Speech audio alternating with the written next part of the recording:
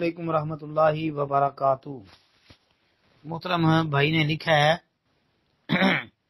کہ تشہد کے اندر ہم کوئی بھی دعا مانگ سکتے ہیں، ہاں قرآنی ہو یا دوسری ہو، یا نہیں مانگ سکتے؟ بھائی مانگ سکتے ہیں، کیوں نہیں مانگ سکتے؟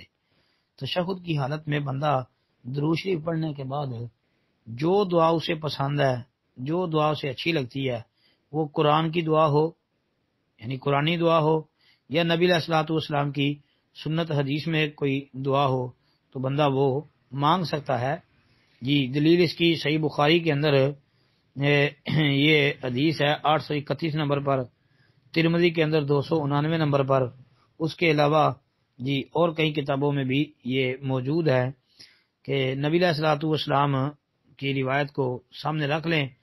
فرمایا کہ ثم لیتخیر من الدعاء ما اعجبہ الیہ فیدعو،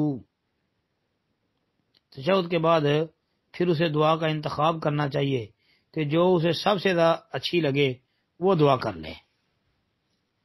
جی تو اس لیے یہ بات بھائی ذہن میں رکھیں کہ جو دعا اسے اچھی لگتی ہے وہ بندہ مانگ لے۔ السلام علیکم ورحمۃ اللہ۔